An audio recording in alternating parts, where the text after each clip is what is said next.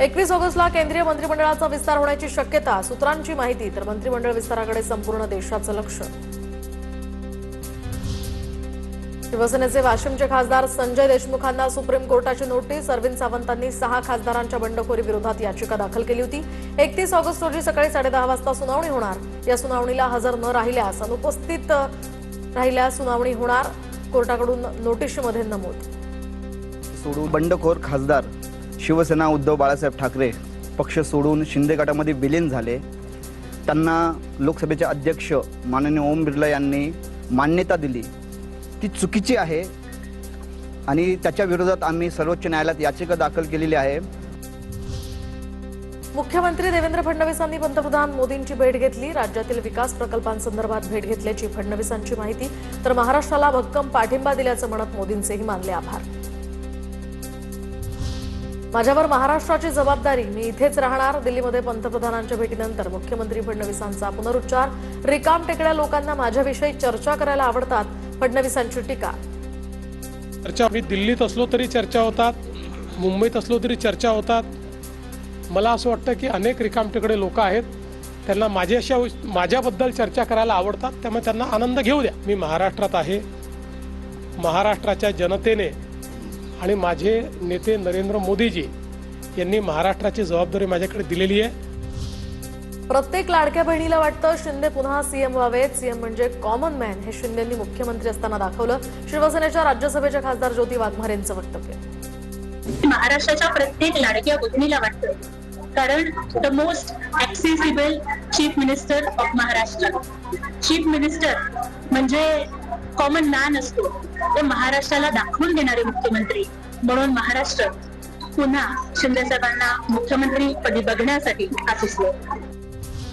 भाजपची नवीन राष्ट्रीय कार्यकारिणी जाहीर. 13 उपाध्यक्षांची आता नियुक्ती. तर महाराष्ट्रातनं भारती पवार यांची उपाध्यक्ष म्हणून निवड. विनोद तावडे, पियुष गोयल, स्मृती इराणी यांना सुद्धा संधी. आपण विरोधात आहोत, जोमानं काम करायचं, शरद पवारांनी विधान केल्याची सूत्रांची माहिती. तर कुणीही संभ्रमात राहू नका, संघटन वाढीसाठी काम करून तरुणांना सहभागी करून घेण्याच्याही पवारांनी सूचना केल्याची सूत्रांची माहिती. तर वायबी चव्हाण सेंटरमधील बैठकीत पवारांनी सूचना केल्याची माहिती. शरद पवारांनी बैठकीत कोणत्याही सूचना दिल्या नाहीत. पवारांनी फक्त नेत्यांचं ऐकून घेतलं. सुप्रिया सुळेंची माहिती. साहेबांनी कुठलंही भाषण केलं नाही.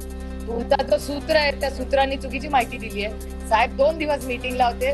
साहेबांनी एकही सूचना त्यांनी दिली नाही. फक्त ऐकण्याची मीटिंग होती, बोलण्याची नाही. मुख्यमंत्र्यांनी महाराष्ट्रामध्ये भ्रष्टाचाराचा जामनेर पॅटर्न आणलाय. संजय राऊतांची टीका. तर रस्त्यांची कामं कुंभमेळ्यासाठी ठरतायत की कमिशनसाठी? राऊतांचा फडणवीसांसह गिरीश महाजनांना सवाल. तर राऊतांना काय बडबड करायची ती करू द्या, गिरीश महाजनांचं राऊतांना प्रत्युत्तर. जामनेर पॅटर्न, जामनेर भ्रष्टाचाराचा Jamner pattern, duplicate work order, duplicate नोटा, 35,000 कोटी कुंभमेळा कोणाच्या खिशात गेले? यांच्या जावयाला. आता संजय राऊत त्याच्या जिभेला काही हाड नाही. ते कोणाबद्दल काय बोलतात त्याची सगळ्या महाराष्ट्राला कल्पना आहे, देशाला कल्पना आहे. त्याच्या जिभेला कुठे हाड नाही. त्यांना काय बोलायचं बोलू द्या, आम्ही आमची कामं करतो. आता बघूया टॉप 9 मोठ्या राजकीय बातम्या. ओबीसी मंत्र्यांची गोंडस मुलं आणि पैसा पाहून मराठा मुली त्यांच्या घरात घुसतात. मराठा समाजाच्या तरुणींबद्दल नवनाथ वाघमारेंचं संतापजनक विधान. नवनाथ वाघमारेंच्या विधानानं नवा वाद पेटण्याची शक्यता. अनेक मंत्र्यांच्या घरात मराठ्यांच्या मुली घुसलेल्या आहेत. म्हणजे ओबीसीच्या मंत्र्यांचे गोंडस मुलं दिसले, ओबीसीच्या मंत्र्यांचे सुंदर मुलं दिसले आणि पैसा दिसला की मराठ्यांच्या मुली ओबीसीच्या घरात घुसल्या. आणि मग जर मराठ्यांच्या मुलीच्या ऐकून जर हे मंत्री जर ओबीसीचा वाटोळा करत असत तर त्यांनी समोर येऊन सांगावं की आम्हाला ओबीसीशी घेणं देणं नाही. नवनाथ वाघमारेंच्या वक्तव्याचं समर्थन करणार नाही, पण तुम्ही बोलता तेव्हा सहन करायचं की दुसऱ्याने बोललं की आक्षेप घ्यायचा, हे योग्य नाही. ओबीसी नेते लक्ष्मण हाके यांची नवनाथ वाघमारेंच्या वक्तव्यावर प्रतिक्रिया. नवनाथ आबांनी काय बोललो याचं मी समर्थन नाही करणार, पण तुम्ही जे ऐकताय गेल्या 2-3 वर्षापासून ते काय लय चांगलं आहे का? मनोज जरांगे काय हरिभक्त परायण काय अभंग समजावून सांगतायत का?